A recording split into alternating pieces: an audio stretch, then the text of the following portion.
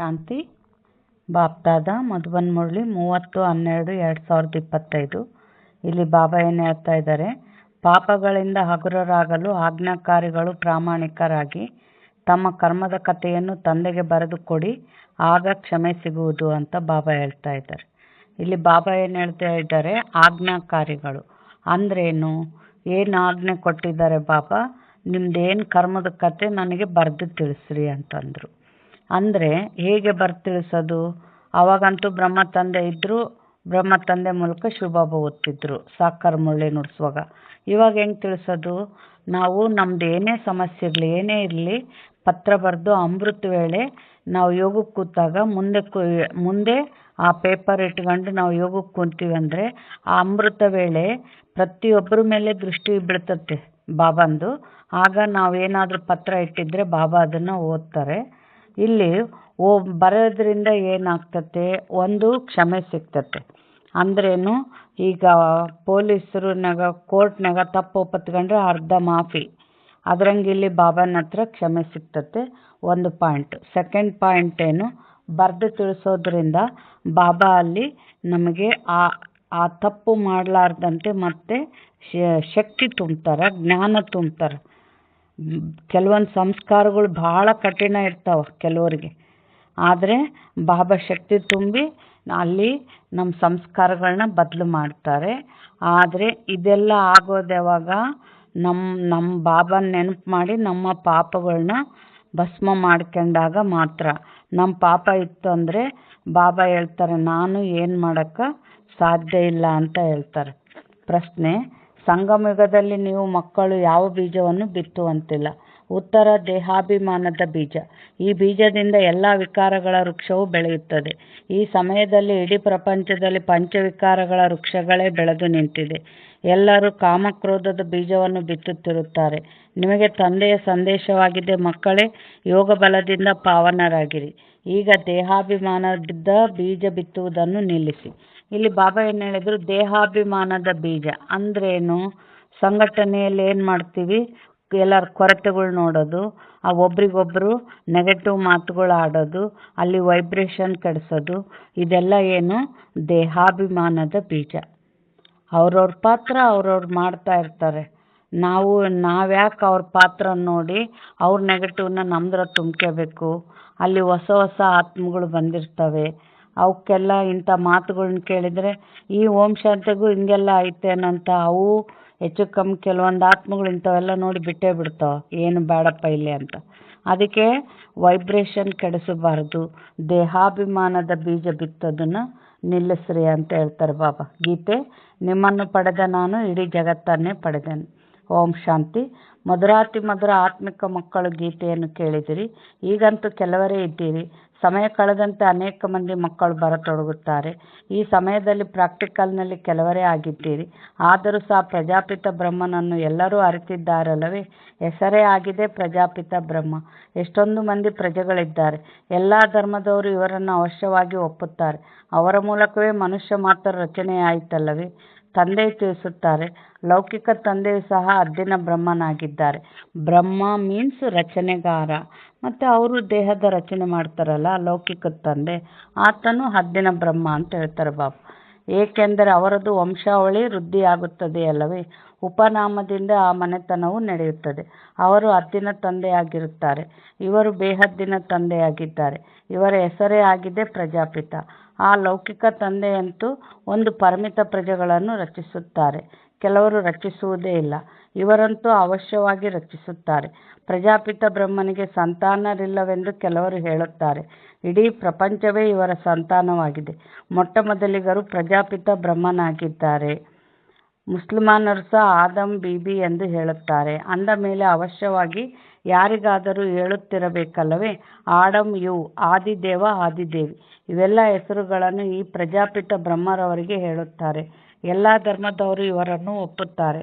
ಅವಶ್ಯವಾಗಿ ಒಬ್ಬರು ಲೌಕಿಕ ತಂದೆ, ಇನ್ನೊಬ್ಬರು ಪಾರಲೌಕಿಕ ತಂದೆ ಇದ್ದಾರೆ.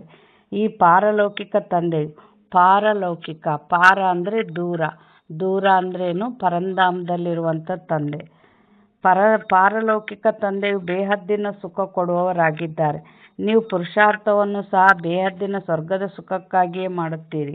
ಇಲ್ಲಿ ಬೇಹದ್ದಿನ ತಂದೆಯಿಂದ ಬೇಹದ್ದಿನ ಸುಖದ ಆಸ್ತಿಯನ್ನು ಪಡೆಯಲು ಬಂದಿದ್ದೀರಿ. ಸ್ವರ್ಗದಲ್ಲಿ ಬೇಹದ್ದಿನ ಸುಖ, ನರಕದಲ್ಲಿ ಬೇಹದ್ದಿನ ದುಃಖವೆಂದು ಹೇಳಬಹುದು. ಇನ್ನೂ ಬಹಳಷ್ಟು ದುಃಖವು ಬರಲಿದೆ. ಅಯ್ಯೋ ಅಯ್ಯೋ ಎನ್ನುತ್ತಿರುತ್ತಾರೆ. ತಂದೆಯು ನಿಮಗೆ ಇಡೀ ವಿಶ್ವದ ಆದಿ ಮಧ್ಯ ಅಂತ್ಯದ ರಹಸ್ಯವನ್ನು ತಿಳಿಸಿದ್ದಾರೆ. ನೀವು ಮಕ್ಕಳು ಸಮ್ಮುಖದಲ್ಲಿ ಕುಳಿತಿದ್ದೀರಿ ಮತ್ತು ಪುರುಷಾರ್ಥವನ್ನು ಮಾಡುತ್ತೀರಿ. ಇವರು ಮಾತ್ಪಿತಾ ಇಬ್ಬರೂ ಆದರಲ್ಲವೇ? ಎಷ್ಟೊಂದು ಮಂದಿ ಮಕ್ಕಳಿದ್ದೀರಿ. ಬೇಹದ್ದಿನ ಮಾತ್ಪಿತಾರೊಂದಿಗೆ ಎಂದೂ ಯಾವುದೇ ಶತ್ರುತ್ವವನ್ನು ಇಟ್ಟುಕೊಳ್ಳುವುದಿಲ್ಲ. ಮಾತಾಪಿತರಿಂದ ಎಷ್ಟೊಂದು ಸುಖ ಸಿಗುತ್ತದೆ. ಆದ್ದರಿಂದಲೇ ನೀವು ಮಾತಾಪಿತಾ ಬಂಧುಶ್ಚ ಸಖ ಎಂದು ಹಾಡುತ್ತಾರೆ. ಇದನ್ನು ನೀವು ಮಕ್ಕಳೇ ತಿಳಿದುಕೊಂಡಿದ್ದೀರಿ. ಅನ್ಯ ಧರ್ಮದವರೆಲ್ಲರೂ ತಂದೆ ಎಂದೇ ಕರೆಯುತ್ತಾರೆ, ಮಾತಾಪಿತರೆಂದು ಹೇಳುವುದಿಲ್ಲ. ಕೇವಲ ಇಲ್ಲಷ್ಟೇ ನೀವು ಮಾತಾಪಿತಾ ನಾನು ನಿಮ್ಮ ಬಾಲಕ ಎಂದು ಹಾಡುತ್ತಾರೆ. ನಾವು ಓದಿ ಮನುಷ್ಯರಿಂದ ದೇವತೆ, ಮುಳ್ಳುಗಳಿಂದ ಹೂವಾಗುತ್ತಿದ್ದೇವೆಂದು ನೀವು ಮಕ್ಕಳು ತಿಳಿದುಕೊಂಡಿದ್ದೀರಿ. ತಂದೆಯು ಅಂಬಿಗನೂ ಆಗಿದ್ದಾರೆ, ಹೂದೋಟದ ಮಾಲೀಕನೂ ಆಗಿದ್ದಾರೆ. ಉಳಿದಂತೆ ನೀವು ಬ್ರಾಹ್ಮಣರೆಲ್ಲರೂ ಅನೇಕ ಪ್ರಕಾರದ ಮಾಲಿಗಳಾಗಿದ್ದೀರಿ. ಮೊಘಲ್ ಗಾರ್ಡನ್ನ ಮಾಲಿಯೂ ಇರುತ್ತಾರಲ್ಲವೇ? ಅವರ ಸಂಬಳವೂ ಅಷ್ಟೇ ಚೆನ್ನಾಗಿರುತ್ತದೆ. ಮಾಲಿಗಳಲ್ಲಿಯೂ ನಂಬರ್ ವಾರ್ ಇರುತ್ತಾರೆ. ಕೆಲವರು ಎಷ್ಟು ಒಳ್ಳೊಳ್ಳೆಯ ಹೂಗಳನ್ನು ಬೆಳೆಸುತ್ತಾರೆ. ಹೂಗಳಲ್ಲಿ ರಾಜ ಹೂವು ಸಹ ಇರುತ್ತದೆ. ಸತ್ಯಯುಗದಲ್ಲಿ ರಾಜಾರಾಣಿ ಹೂಗಳು ಇರುತ್ತವಲ್ಲವೇ? ಇಲ್ಲಿ ಭಲೆ ಮಹಾರಾಜ ಮಹಾರಾಣಿ ಇದ್ದಾರೆ, ಆದರೆ ಹೂಗಳಾಗಿಲ್ಲ. ಪತಿತರಾಗುವುದರಿಂದ ಮುಳ್ಳುಗಳಂತಾಗಿ ಬಿಡುತ್ತಾರೆ. ಮಾರ್ಗದಲ್ಲಿ ನಡೆಯುತ್ತಾ ನಡೆಯುತ್ತಾ ಮುಳ್ಳನ್ನು ಸುಚ್ಚಿ ಓಡಿ ಹೋಗುತ್ತಾರೆ. ಅಜ್ಮಿಳರೆಂದೂ ಅವರಿಗೆ ಹೇಳಲಾಗುತ್ತದೆ. ಎಲ್ಲರಿಗಿಂತ ಹೆಚ್ಚು ಭಕ್ತಿಯನ್ನು ಸಹ ನೀವು ಮಾಡುತ್ತೀರಿ.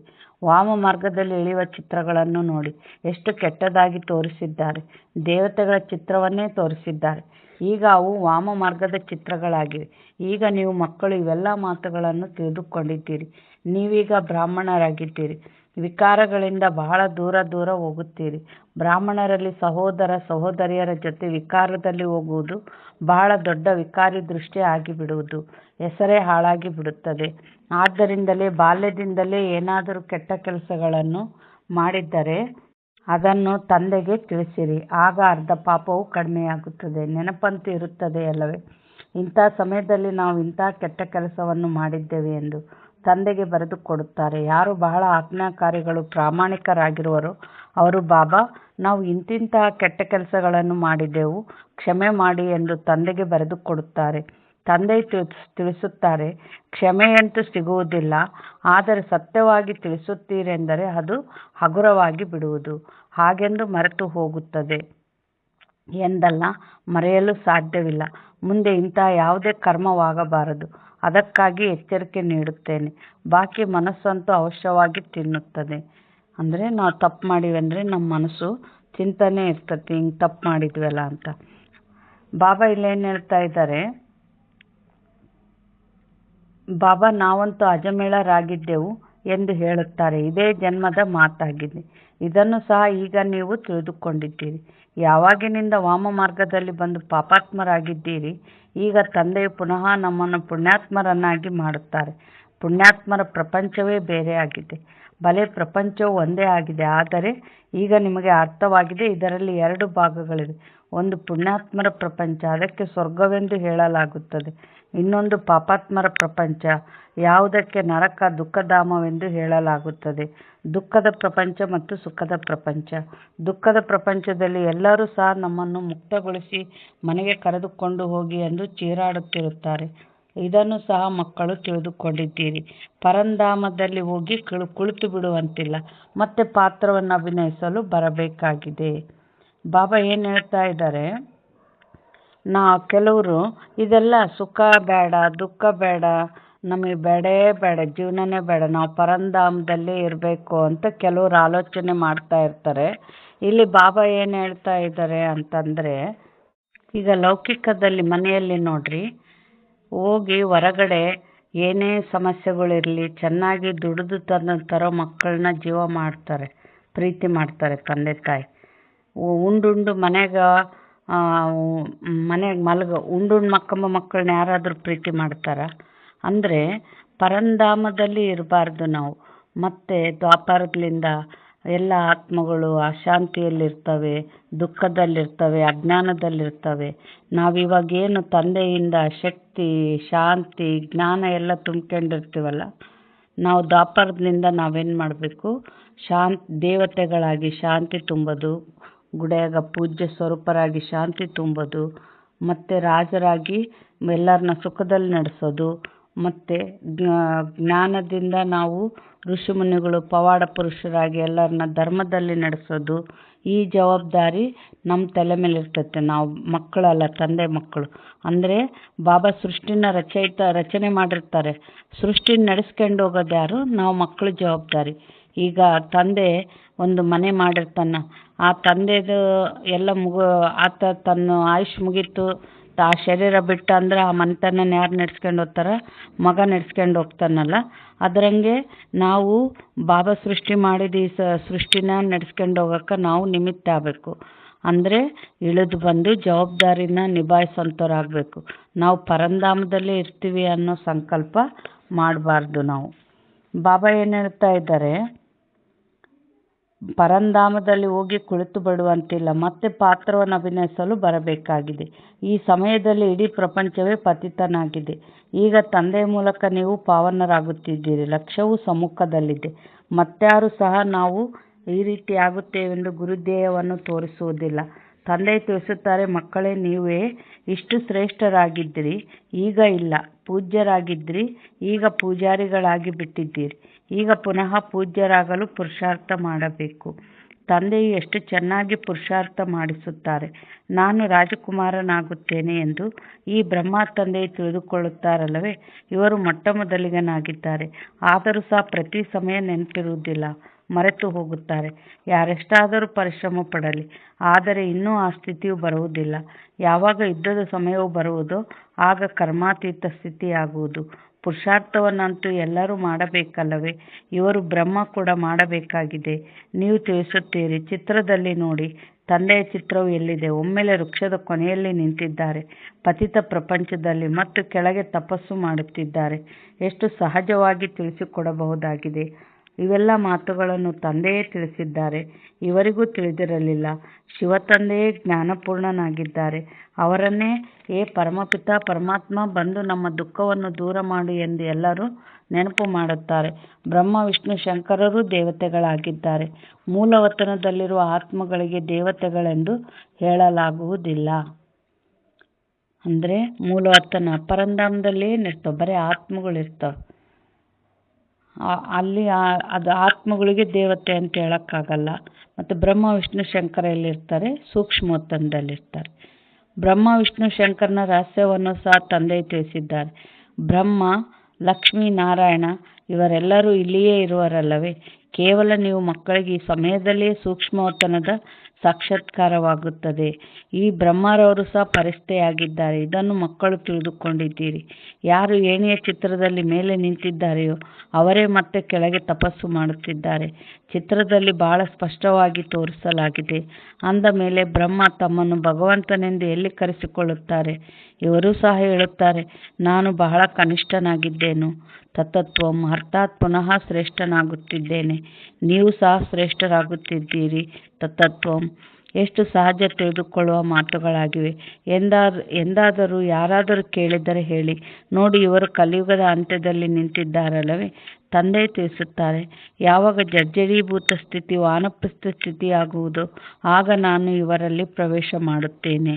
ಅಂದರೆ ಬ್ರಹ್ಮ ತಂದೆಗೆ 60 ವರ್ಷ ಯಾವಾಗ ಆಗ್ತಿತ್ತೋ ಆಗ ಅವರಲ್ಲಿ ಬಾಬಾ ಪ್ರವೇಶ ಮಾಡ್ತಾರೆ. ಈಗ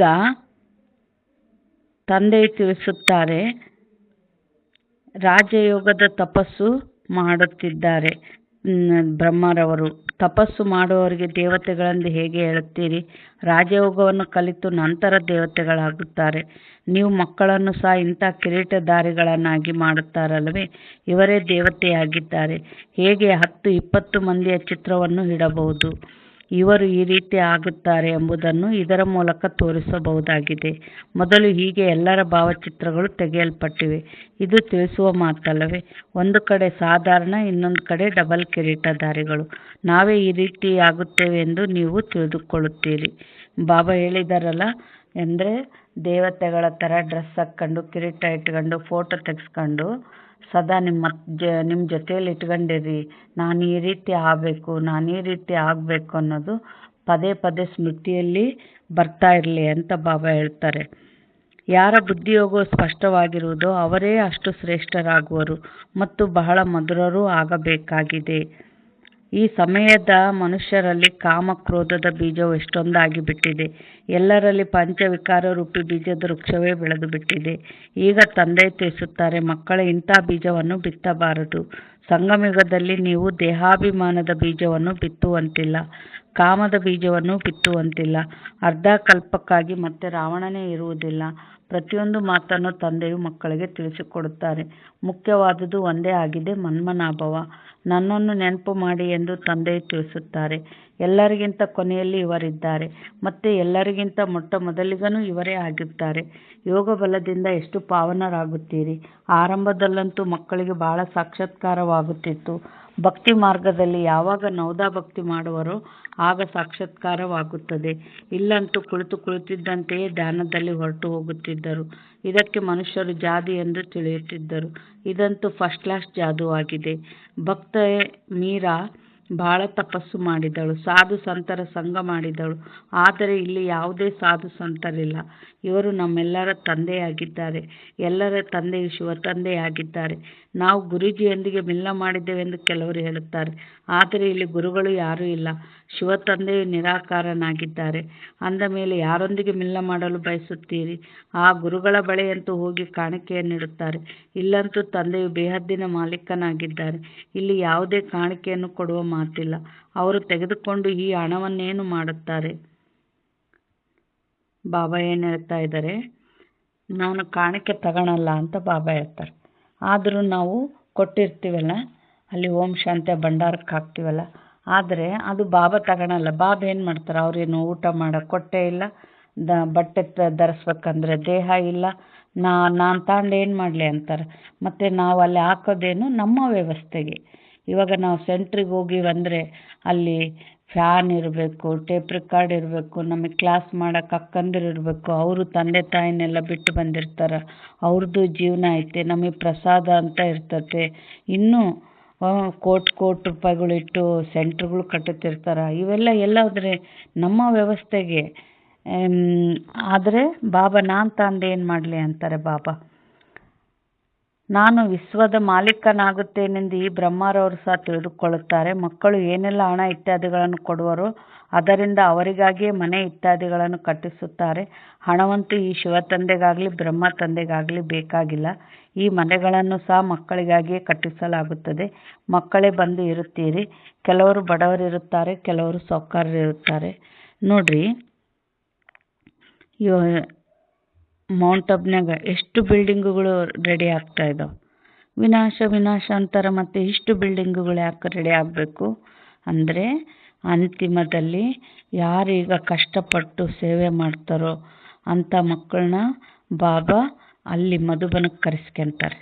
ಅಲ್ಲಿ ಯಾವ ರೀತಿ, ಅಲ್ಲಿ ಮಧುಬನದಾಗ ಯಾವ ರೀತಿ ಭೂಕಂಪ ಯಾವುದೂ ಆಗಲ್ಲ, ತೊಂದರೆ ಇರಲ್ಲ. ಅಲ್ಲಿ ಇಡೀ ಜಗತ್ತು ಕತ್ಲಾದಾಗ ಮಧುಬಂದ ಬೆಳಕಿರ್ತದೆ. ಸೋಲಾರ್ ಮಾಡ್ಯಾರಲ್ಲ, ಇಡೀ ಜಗತ್ತಿನ ಕತ್ಲಾದಾಗ ಮಧುಬಂದ ಬೆಳಕಾಗಿರ್ತದಂತೆ.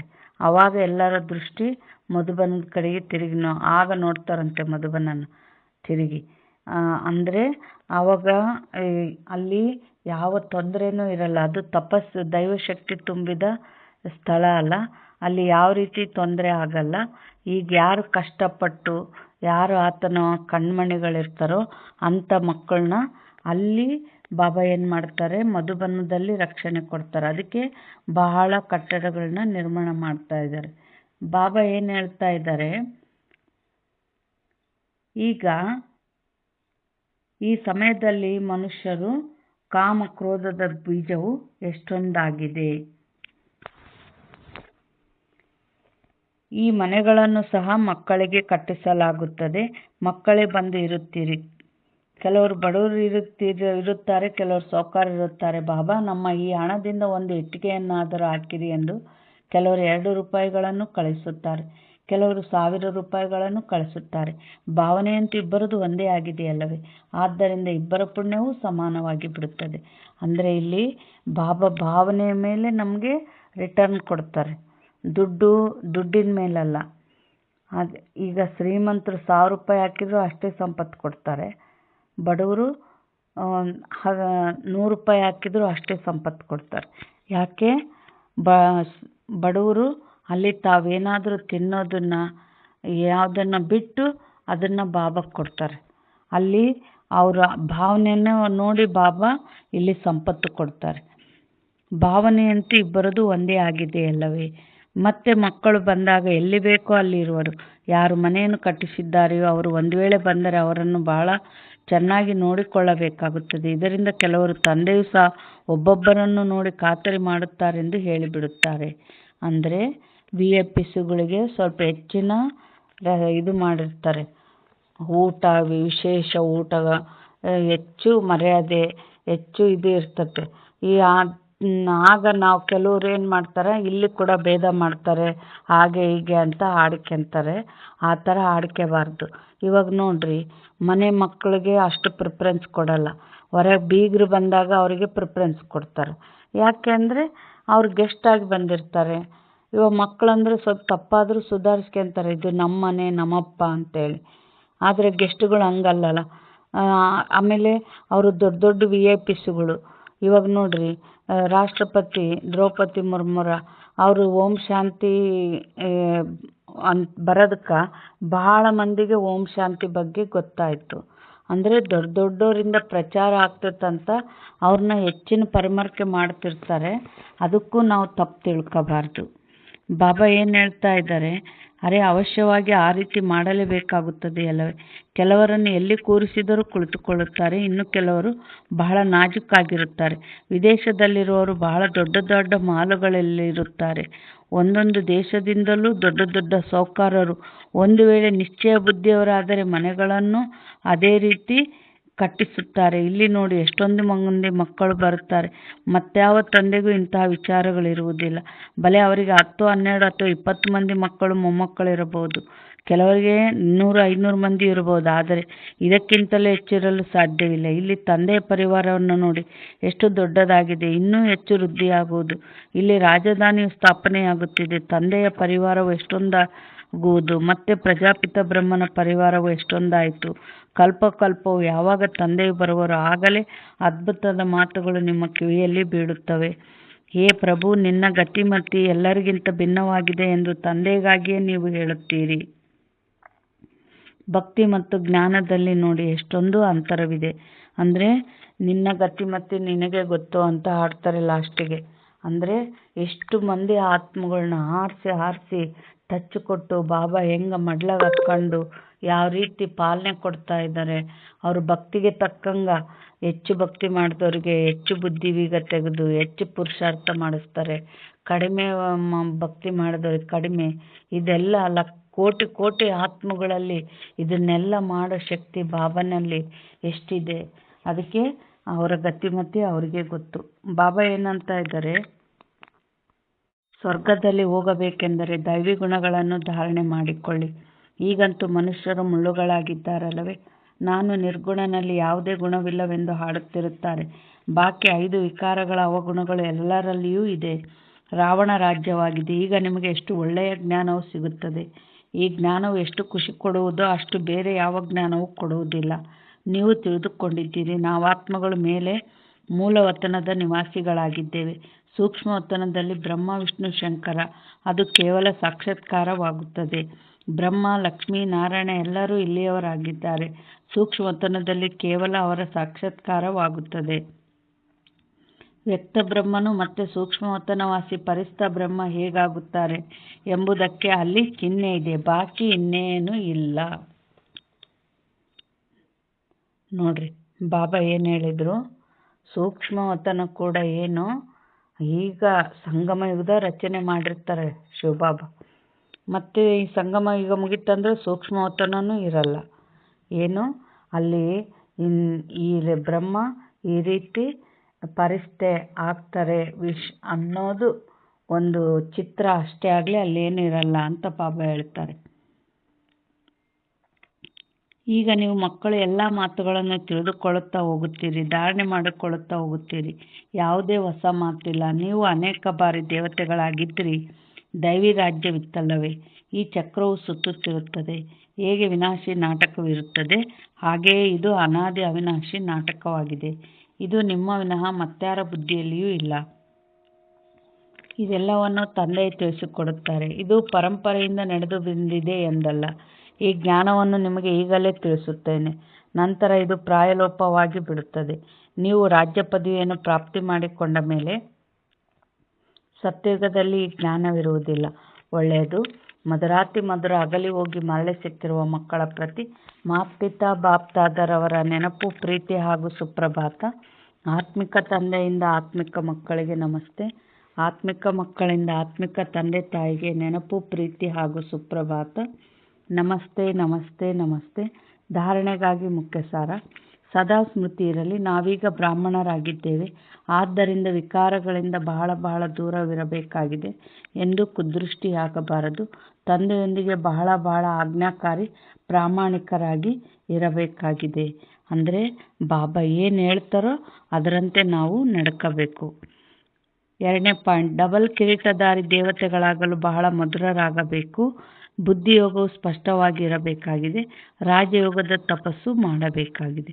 ಏನು ಹೇಳಿದರು ಬಾಬಾ? ಬುದ್ಧಿಯೋಗ ಸ್ಪಷ್ಟವಾಗಿರಲಿ ಅಂದರು. ಅಂದರೆ ಬುದ್ಧಿ ಸ್ವಚ್ಛವಾದಂಗೆಲ್ಲ ಏನಾಗ್ತತೆ, ಜ್ಞಾನ ಧಾರಣೆ ಆಗ್ತತೆ, ಜ್ಞಾನದ ವಿಚಾರಗಳು ನಡೀತಾವ ಬುದ್ಧಿಯಲ್ಲಿ. ಆಗ ಇದನ್ನು ನಾನು ಪಡಿಬೇಕನ್ನೋದು ಬರ್ತತೆ. ಅದಕ್ಕೆ ಸ್ಪಷ್ಟವಾಗಿರಲಿ ಅಂತ ಹೇಳ್ತಾರೆ ಬಾಬಾ. ವರದಾನ: ಸದಾ ಬೇಹದ್ದಿನ ಸ್ಥಿತಿಯಲ್ಲಿ ಸ್ಥಿತರಾಗಿರುವಂತಹ ಬಂಧನ ಮುಕ್ತ ಜೀವನ್ಮುಕ್ತ ಭವ. ವರದಾನದ ಸಾರ: ದೇಹ ಅಭಿಮಾನ ಹದ್ದಿನ ಸ್ಥಿತಿಯಾಗಿದೆ. ದೇಹಿ ಅಭಿಮಾನಿಗಳಾಗುವುದು ಬೇಹದ್ದಿನ ಸ್ಥಿತಿಯಾಗಿದೆ. ದೇಹದಲ್ಲಿ ಬರುವುದರಿಂದ ಅನೇಕ ಕರ್ಮದ ಬಂಧನಗಳಲ್ಲಿ ಬರಬೇಕಾಗುತ್ತದೆ. ಏನು ಹೇಳಿದರು ಬಾಬಾ? ದೇಹದಲ್ಲಿ ಬರೋದ್ರಿಂದ ದೇಹದ ಸ್ಮೃತಿ ಬಂತು ಅಂದರೆ ಅಲ್ಲಿ ದೇಹ ಅಂದ ತಕ್ಷಣ ಬರೋ ಗುಣಗಳು ಯಾವುವು? ವಿಕಾರ, ಪಂಚವಿಕಾರಗಳು. ಮತ್ತು ಆ ಪಂಚವಿಕಾರ ಇದ್ದಾಗ ಬಂಧನದಲ್ಲಿ ಬರ್ತೀವಿ, ಅಲ್ಲಿ ಬಂಧನ ಆಗಿಬಿಡ್ತೈತೆ, ಕರ್ಮದ ಬಂಧನಗಳಲ್ಲಿ ಬರಬೇಕಾಗುತ್ತದೆ. ಆದರೆ ಯಾವಾಗ ದೇಹಿ ಆಗಿಬಿಡುವಿರಿ ಆಗ ಈ ಎಲ್ಲ ಬಂಧನಗಳು ಸಮಾಪ್ತಿಯಾಗಿ ಬಿಡುವುದು. ದೇಹಿ ಯಾವಾಗ ನಾನು ಈ ದೇಹ ಅಲ್ಲ, ನಾನು ಆತ್ಮ ಅಂತ ಯಾವಾಗ ನಾವು ನಾನು ಆತ್ಮ ಅಂದ ತಕ್ಷಣ ಅಲ್ಲಿ ಯಾವ ಗುಣಗಳು ಇಮರ್ಜ್ ಆಗ್ತವೆ? ಶಾಂತಿ, ಆನಂದ, ಪ್ರೀತಿ, ಕರುಣೆ, ಈ ಒಳ್ಳೆ ಗುಣಗಳು ಬಂದಾಗ ಅಲ್ಲೇನಾಗ್ತೈತೆ, ಎಲ್ಲರಿಗೂ ಸುಖ ಕೊಡ್ತೀವಿ, ನಾವು ಸುಖವಾಗಿರ್ತೀವಿ, ಯಾವ ರೀತಿಯ ಬಂಧನ ಇರಲ್ಲ. ಬಾಬಾ ಏನು ಹೇಳ್ತಾ ಇದ್ದಾರೆ?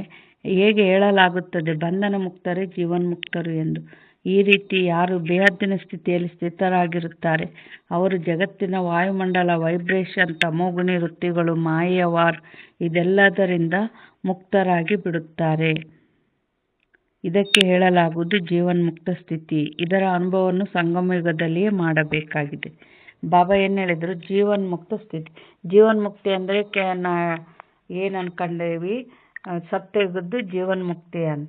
ಆದರೆ ಇಲ್ಲಿ ಏನು, ಈ ಬಾಬಾ ಸಿಗೋದಕ್ಕಿಂತ ಮುಂಚೆ ನೋಡ್ರಿ ಎಷ್ಟೆಲ್ಲ ಕಾಯಿಲೆ, ಸಂಬಂಧಗಳಲ್ಲಿ ದುಃಖ, ವಸ್ತುಗಳಲ್ಲಿ ಅಪ್ರಾಪ್ತಿ, ಇದೆಲ್ಲ ಏನು ಕರ್ಮದ ಬಂಧನ ಆಗಿತ್ತು, ದುಃಖ ಇತ್ತು ಬಂಧನದಿಂದ. ಈಗ ಬಾಬಾ ನೆನಪು ಮಾಡಿದಂಗಲ್ಲ, ಕರ್ಮ ಸುಟ್ಟಂಗಲ್ಲ, ಎಲ್ಲ ರೀತಿಯ ದುಃಖ ದೂರ ಆಗ್ತೈತೆ. ಜೀವನ ಏನಾಗ್ತೈತೆ, ಎಲ್ಲ ಬಂಧನಗಳಿಂದ ಮುಕ್ತ. ಅದಕ್ಕೆ ಇಲ್ಲಿ ಜೀವನ್ಮುಕ್ತ ಸ್ಥಿತಿನ ಅನುಭವ ಮಾಡಬೇಕು ಅಂತ ಹೇಳ್ತಾರೆ ಬಾಬಾ. ಸ್ಲೋಗನ್: ನಿಶ್ಚಯ ಬುದ್ಧಿಯ ಚಿಹ್ನೆ ನಿಶ್ಚಿತ ವಿಜಯ ಮತ್ತು ನಿಶ್ಚಿಂತ. ಅವರ ಬಳಿ ವ್ಯರ್ಥ ಬರಲು ಸಾಧ್ಯವಿಲ್ಲ. ನಿಶ್ಚಯ ಬುದ್ಧಿ ಅಂದರೆ ಬಾಬಾ ಇಲ್ಲಿ ಮುರಳಿಗೆ ಏನು ಹೇಳಿರ್ತಾರೋ ಅದರಂತೆ ಬಾಬಾ ಕೊನೆಯ ಉಸಿರಿರೋವರೆಗೂ ನಾನು ನಿಮ್ಮನ್ನು ರಕ್ಷಣೆ ಮಾಡ್ತೀನಿ ಅಂತ ಹೇಳ್ಯಾರ ಬಾಬಾ. ನಾನು ನಿಮ್ಮ ಜೊತೆಗೇ ಇರ್ತೀನಿ ಅಂತ ಹೇಳ್ಯಾರ. ಹೌದಾ? ಇದೆಲ್ಲ ನಿಶ್ಚಯ. ಬಾಬಾ ಇದ್ದಾರೆ, ಬಾಬಾ ಕಾಪಾಡ್ತಾರೆ. ಯಾರಿಗೆ ನಿಶ್ಚಯ ಇರ್ತದೋ ಅವರು ನಿಶ್ಚಿಂತ. ಏನೇ ಪರಿಸ್ಥಿತಿ ಬರಲಿ ಆ ಮೋಡ ಬರ್ತತೆ ಹೋಗ್ತತೆ, ಆದರೆ ಗಾಬರಿ ಆಗೋ ಅವಶ್ಯಕತೆ ಇಲ್ಲ ಅಂತ ನಿಶ್ಚಿಂತವಾಗಿರ್ತಾರೆ. ಮಾಯೆ ಮೇಲೇನೂ ವಿಜಯ ಪಡೀತಾರೆ. ಅವ್ಯಕ್ತ ಸೂಚನೆ: ಕರ್ಮಗಳ ಗುಹ್ಯಗತಿಯನ್ನು ತಿಳಿದುಕೊಂಡು ಅರ್ಥಾತ್ ತ್ರಿಕಾಲದರ್ಶಿಯಾಗಿ ಪ್ರತಿ ಕರ್ಮವನ್ನು ಮಾಡಿ ಆಗಲೇ ಕರ್ಮಾತೀತರಾಗಲು ಸಾಧ್ಯ.